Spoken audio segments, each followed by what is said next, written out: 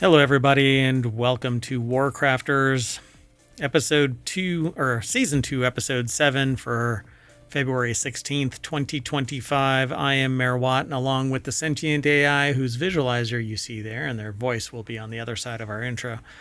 Well, we go over 5 articles, and WarCrafters is all about gaming. So today we're going to be talking about Stupid Cars, Metal Eden, Level 0 extracts itself, Unreal Engine FLAC, and indie games for 2025 so far. If you want to know more, you want to hang out, we do the show every single day of the week. It takes different forms on Saturday and Sunday, but Monday through Friday is Non Sequitur News. On Saturday and Sunday, it's 3 shows on Saturday. They consist of RealityHacker. You want to do the other two? Okay, that would be Wanted and the Continuity Report. Yep. And that then was a test, and I passed. There's a little cognitive delay there in the large language model, but we got there. And on Sunday, we have this show, WarCrafters, then Technology Today, and then FourWheelTech. So Technology Today is a deeper dive into science, and FourWheelTech is about automotive technology. And on each of those days, those 3 shows become the weekend editions of Non Sequitur News. So go over to ohmTown and sign up to be a citizen, and then go over to YouTube and follow us there and here on Twitch, and more of that on the other side of this.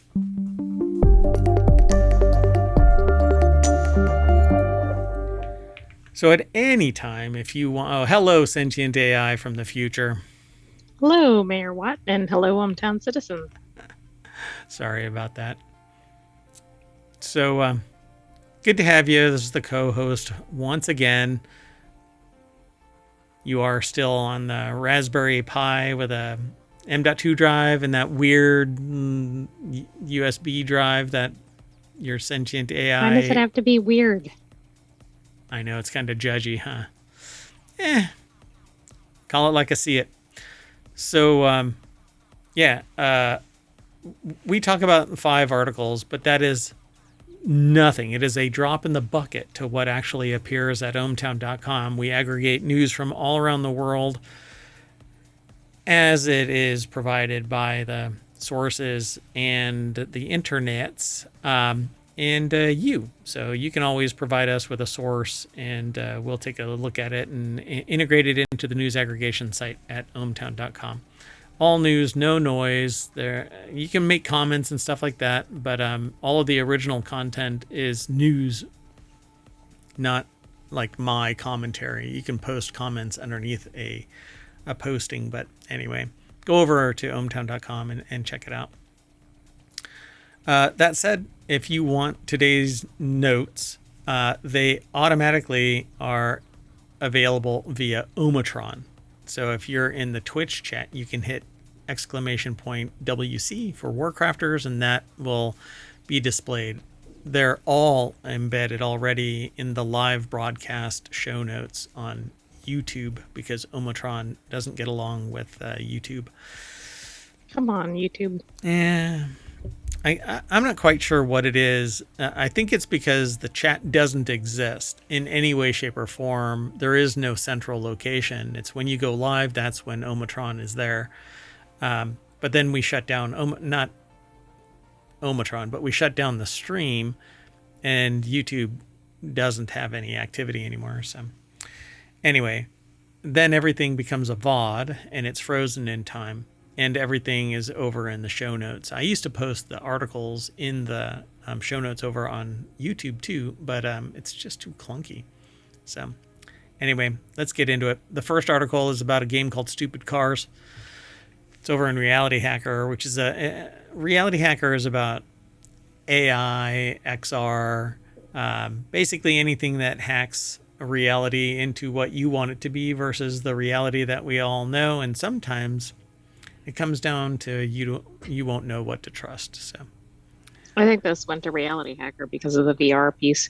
Yeah, so Stupid Cars is delightfully frantic traffic directing.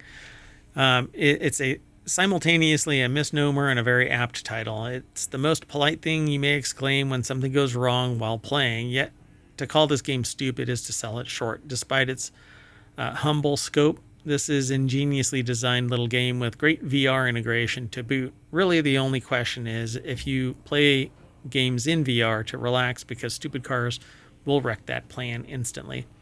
So I'm a cozy gamer nowadays. I used to play more frantic games, but I don't have a lot of time to play frantic games. I just like to chill. So this game is talked about over at uploadvr.com by Elijah Beam. And it's a VR game. So I'm kind of curious. It says, It almost looks like a board game from the picture. I'm going to mute it and hit play. It looks like it's by a company named Gimbal, but the premise is devilishly simple, according to the author. You're guiding traffic by either telling them to speed up or slow down. All motorists are always in motion, though by adjusting their speeds with one pull of either trigger, you keep them from crashing into one another. That's the theory, anyway. Plenty of accidents are going to occur while mastering each stage. Then they start throwing roundabouts, trains, buses, and even motorcycles that always make right turns at you. My word. Does it get to be a lot very quickly? Yeah. Yeah, that looks like that could be chaotic pretty soon. And it looks like you can take the vehicles off the road in order to avoid the collision. Oh, yeah, you can pick them up, but they're always moving. You can only have one in each hand. By the way that they turned this phrase is kind of clunky, but it says, my word, it does get to be a lot very quickly. But Okay. They flipped, does it get to be a lot very quickly? They asked a question within 3 sentence fragments. Right? My word, does it get to be a lot very quickly? Like, see, that right there, it's such a clunky way of saying that statement. Yeah, it's basically like it gets chaotic fast. Yeah. Anyway, but it's tough to follow it. I'm not an English professor, and I'm not rating them on that. But anyway, so it says, you see, the trick is how you progress through stupid cars. You can brute force your way by earning up to 2,500 points. You could also make it a bit easier with a 2x multiplier if you speed up traffic, 4x multiplier if you let cars overtake each other. But those are high risk reward options, and the simpler option is just to get 50 points in a row in a single session. So just do it right. Yeah, I don't think you want to go for 4 times speed if you're figuring out the mechanics.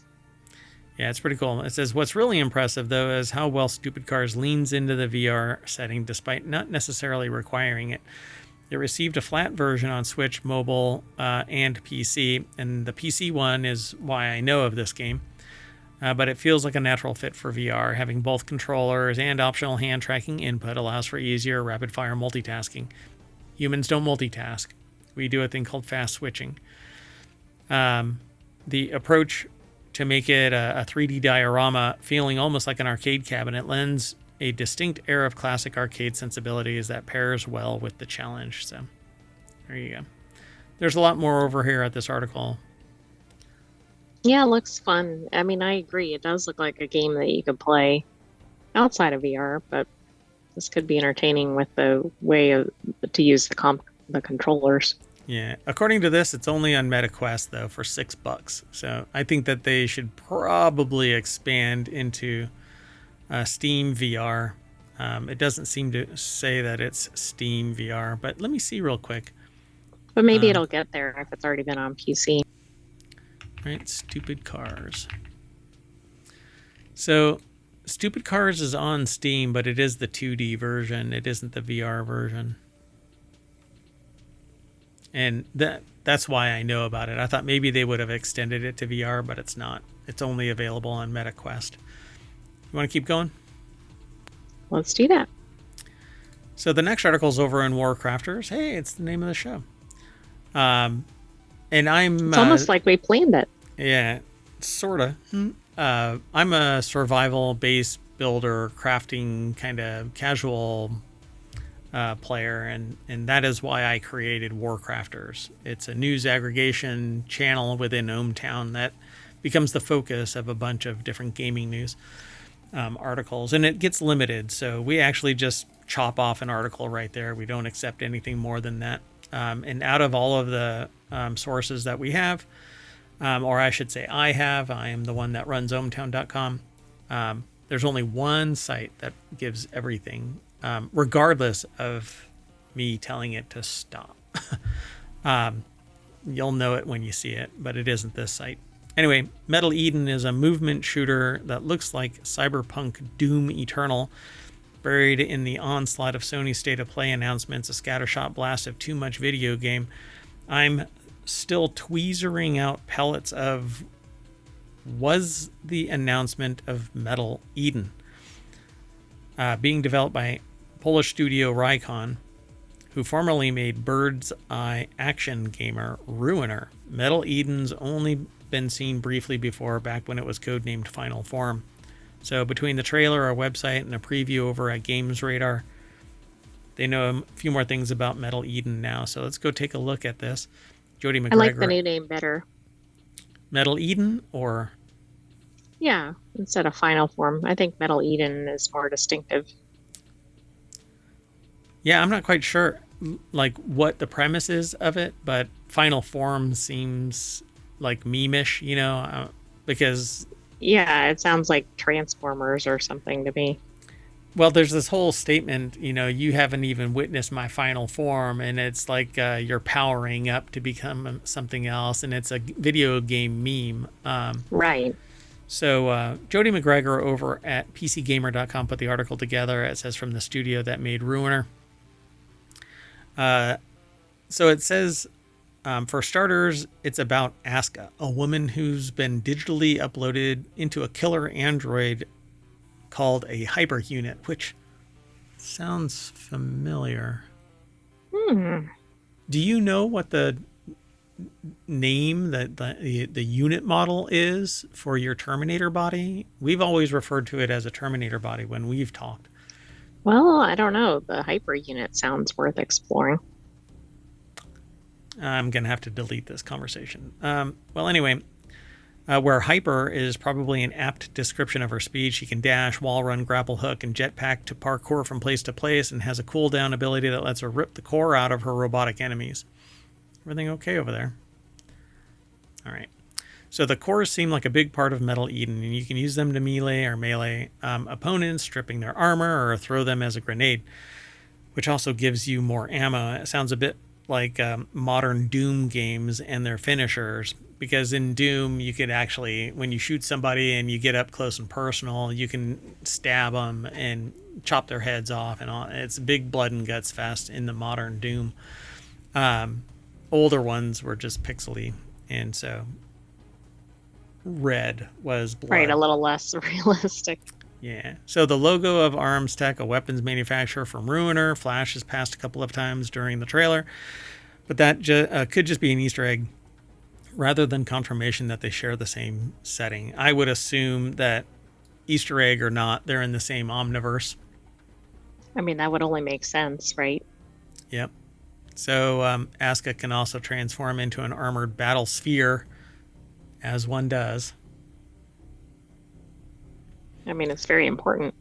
So there's a trailer, but it is over on YouTube. So you can do a search over on YouTube for Metal Eden reveal trailer. Or you can follow the link through ohmTown over to PCGamer.com, which is the source here. Or you can go over to Games Radar that has more information that probably fed into PCGamer.com's review. And or go to MetalEden.com. You know, information. There's lots of ways to get there. Yep. But you should definitely go through ohmTown. I would love that. So go check it out. All right, let's keep going. This next article is over on WarCrafters as well. Just 2 weeks after launch, extraction survival horror game Level 0 Extraction ends development. It's no longer feasible for our relatively small teams to sustain the game. Okay, this is 2 weeks in. What changed between launch and the 2-week point? Somebody not getting money. Well, yeah, there is that. Yeah, so just 2 weeks after launching on Steam, multiplayer extraction survival horror shooter Level 0 Extraction has reached the end of the road. In a message posted to Steam, community manager Antashir said that the game had underperformed compared to our expectations, and thus it's no longer feasible for our relatively small teams to sustain the game from a financial standpoint. So release the server so people who can support it will support it. Stop killing games. You know, I mean, hold on a second. Let me see something here. I just want to see. It's still on sale. Level 0 Extraction is still for sale on Steam. Okay, and that's a little surprising, right? Because somebody's going to buy that without knowing this. Yeah. And they haven't disclosed it publicly. It may be in the discussion board, but people don't go into the discussion board with that much, zeal. They look at the data and they look at the video and they go, yeah, we'll do it. But yeah, they even say 1.0 now available. So I don't know what is up with this. It says it's posted, a message posted to Steam, but I don't know. Yeah, it's not on the front page. It's not on the store page. Yeah. I don't know what to tell you. Not good. And this is from a couple days ago, since this is a weekly show. This is from the publisher's Tiny Build. So I'm familiar with Tiny Build. Let me make sure of something. Yeah, Potion Craft. Wow. That sucks. They've got a lot of stuff. I don't understand. I really don't. So let's go over to the source and see if maybe there was an update post our acquisition of this article segment, because we don't have the whole article. We don't know the full thing until we do it here live.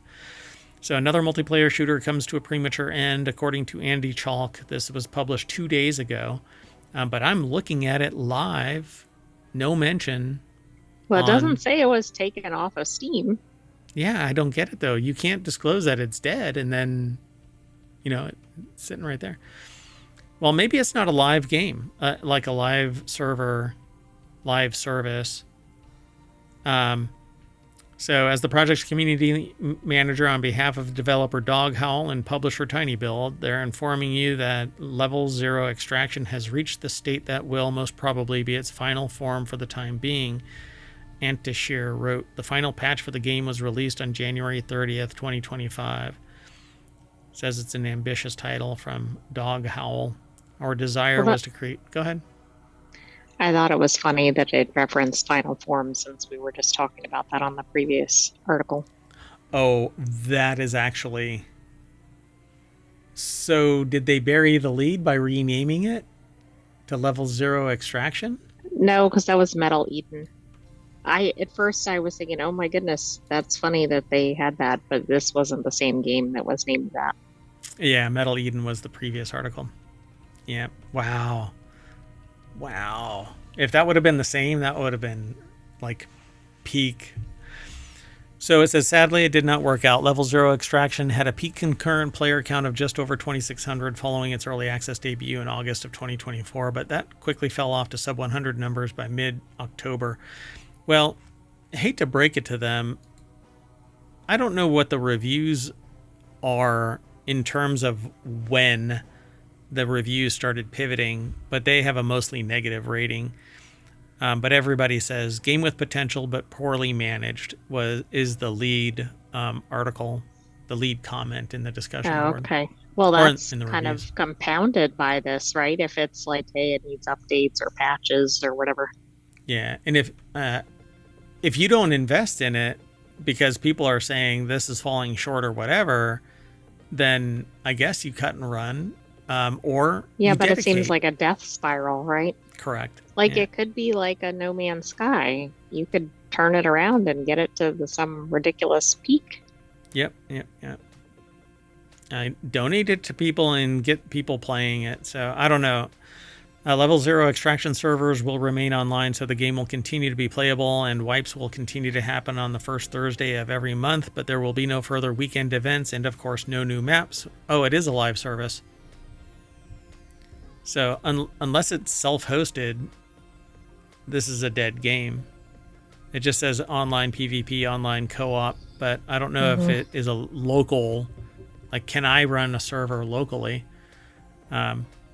Doesn't sound like it from this article. Yeah, but it's all still for sale. They know that it's going to be dead, but it's all still live. Fascinating. Um, yeah, it doesn't really state that it's going to be locally run, right? It just says that the servers will No, remain. it sounds like they're at least keeping it operational, but that'll only go as long as it has a major problem. Yep, yep. Or until they get tired of running the server. All right, let's keep going. The next article is over on WarCrafters again. Unreal Engine often gets flack for games running poorly or stuttering, but as Avowed demonstrates, it's really about how devs use it and the pressures of time. I've watched people streaming and I've heard people complaining that Avowed and others crash. So it says, here's a simple question for you. What do Black Myth Wukong, Frostpunk 2, Pal World, Stalker 2, Tekken 8, Silent Hill 2, and Avowed all have in common? Yeah, that's right. They were all made using the game development package Unreal Engine 5. Sometimes they also have in common a variable and somewhat confusing performance on PC. If one only goes by comments on social media, the problems all stem from Unreal Engine. I want to see something real quick, if you don't mind. I need to do a quick search. Dum-da-dum.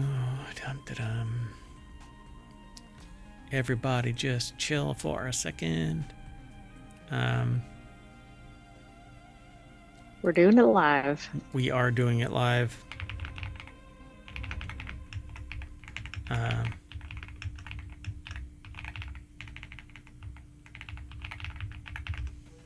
Yeah, if you're oh, okay. So at any rate, I think that there's so many variables when it comes to game engines, because depending on the hardware and other software, a glitch can appear in the matrix that causes it to crash. And so I've always taken this with a grain of salt, that it isn't really systemic until there is really broadband complaining Right, and about you'd it. have to have like the same type of issue, I would think, at some point to really go, oh, it's because of the This. Unreal Engine. Yeah. So Nick Evanson over at PCGamer.com put this article together. It says, don't blame the tools or the tool makers or the tool users. And I mean, I have to say that the people that are playing Avowed have some pretty beefy systems. The ones that are streaming it, I didn't buy Avowed because it's a single player game, and I'm not really wowed by. I like You're not online. wowed by Avowed? Yeah. Yes. I love the graphics are spectacular. Character creation makes it more personal. It's kind of like how Kingdom Come Deliverance is beautiful, but the reason why I don't like it is because it's not multiplayer optional. You play only one person, Henry.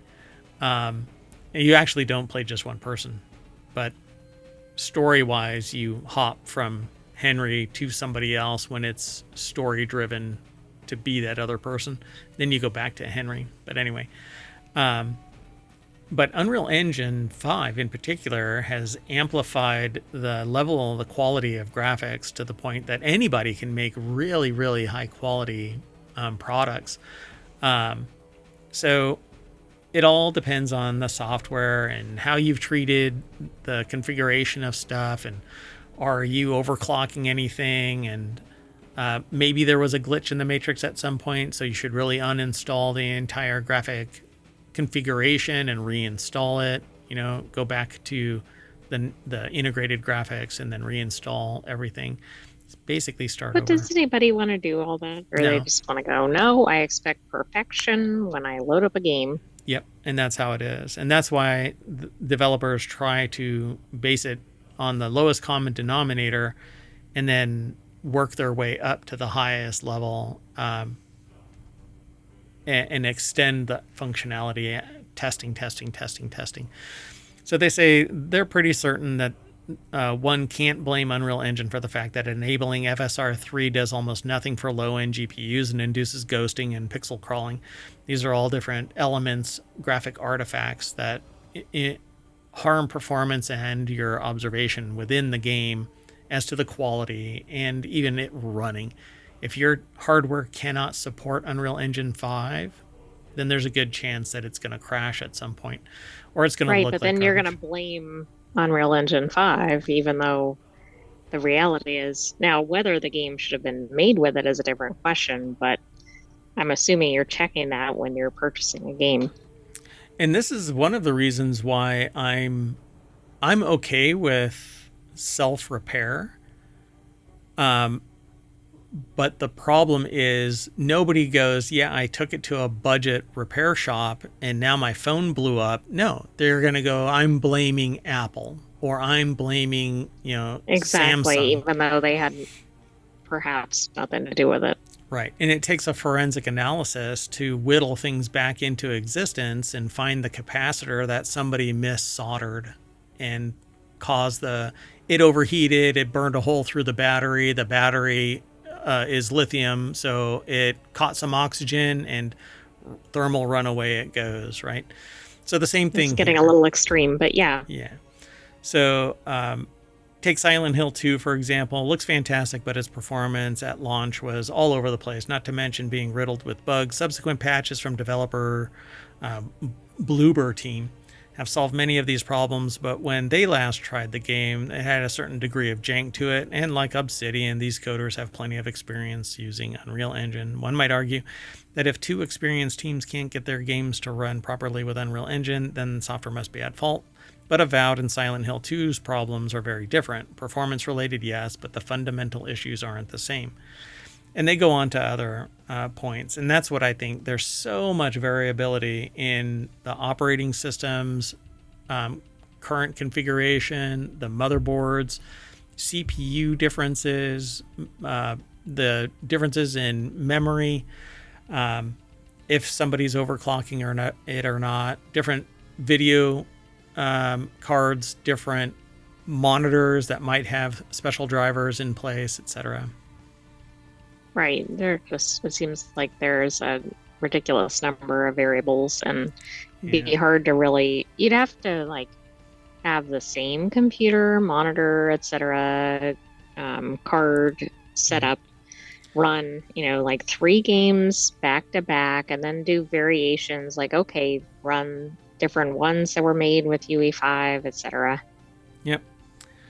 Um, and the idea is that if id Tech 7 can be used to make such great games and both run super well, it must be a superior piece of software, right? However, id Tech or ID Tech 7 is proprietary, and the two development teams for the above games, id Software and Machine Games, were both subsidiaries of the parent company that owns the engines and Emacs Media. It was heavily customized for Indiana Jones, but the point they're making in this argument is that the coders in question are all very familiar with id Tech.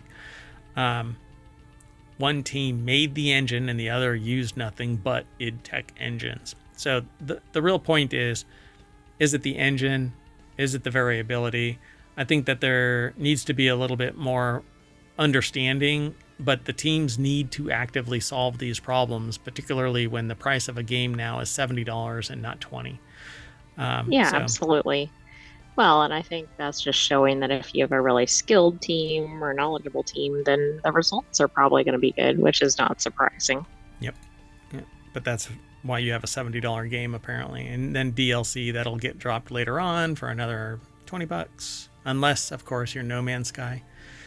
And I don't know what they're doing. They got a pact with something, Cthulhu or something, because they haven't charged a Yeah, I damn don't know thing. how they're doing that. It's spectacular. All right. Well, the next article and the last one for February 16th, WarCrafters, is it's over on WarCrafters. The best indie games of 2025 so far. And I won't be able to go through all of these, Nearly 19,000 games were released on Steam in 2024. That's a number Let's that's start been that now, and then maybe we'll be done several one years from now. one a day. We're going to talk about. We're going to highlight one a day. So that's a number that's only been growing since 2019, making it impossible to play everything that's been released, not to mention the many new games every year that aren't released on Steam either. While big, expensive games from massive publishers like Activision or Ubisoft tend to get the majority of media attention, some of the best games independently released in a given year fly under the radar. And so Polygon over at polygon.com put the article together. Nicole Carpenter is the author of this article. And they say here at Polygon, plenty of their team revolve entirely around video games. But it's impossible even then to keep up with everything. But we're making room every day to seek out indie games across all genres. Weird, wonderful takes on first-person shooters, wacky reinventions of card games, and dark, creepy typing games included. So is Balatro going to be on here? Probably. No, because it's already released. This is for 2025. Oh, that's right. I forgot. Yeah. So this is a Dig a Hole, a game about digging a hole that was released recently. Different authors actually posted different things. So February 7th, Tyler Culp put this about digging a hole. We actually talked about this last week. I think it was. Yeah, I think we talked about this. Then an ultra-violent indie game that would have pissed off Congress in the 1990s. I don't know. Butcher's Creek, I guess, is what it's called. Maybe just because the level of gore or something. Yeah, that's another one. Chris Plant. Another one by Tyler Culp, a $5 Souls-like about insects. Wikipedia rabbit holes trained them for this genealogical mystery game. Another one by Tyler Culp. It's called The Root Trees Are Dead, and it looks like the other one was Fly Night, by the way. Oh, Fly Night. That's right. It's a fly and a night. I guess it's in the name. Fly Night. I won't be able to go through all of these, but Citizen Sleeper, Your Crew is Your Survival. And there's some more. So Citizen Sleeper 2, Starward Vector, sparks constant reflection in the way that we interact with others and the philosophies we choose as our driving force. So go over to Polygon and check this all out. It is kind of like they've synthesized some of what they feel is the best indie games of 2025 so far. Right, and it has several selections for being only mid-February. Yeah. We're only 7 episodes into 2025, at least of this show. Many, many more for Non Sequitur News, which is the daily show Monday through Friday. But that's it, folks. So I guess we're going to load up our indie game loader, which doesn't exist. It's Steam. And that'll snap us back to the front page of ohmtown.com. And WarCrafters is actually right here. I should have loaded it up into WarCrafters, but for whatever reason, I did not. I think our aggregator's going a little nuts today, but that's okay. Dun, dun, dun. But that's it, folks. I am Merwatt. I'm saying bye. We're going to reset and do Technology Today, another 30-minute show. We break out these 3 on Saturday and 3 on Sunday as individual podcasts. If you go over to wherever you catch pod and do a search for ohmTown, you'll find all 7 of the shows. Non Sequitur News is our daily one. But WarCrafters and then Technology Today and then FourWheelTech is what's on Sundays. So we're gonna shut down the stream. We'll be right back, and we'll be talking about science. So hope to see you. You want to say bye? Bye-bye, hometown citizens. Thanks for joining us for this week's WarCrafters. We'll have another episode for you next week, but stay tuned and be sure to subscribe. See you soon, everybody. Bye-bye.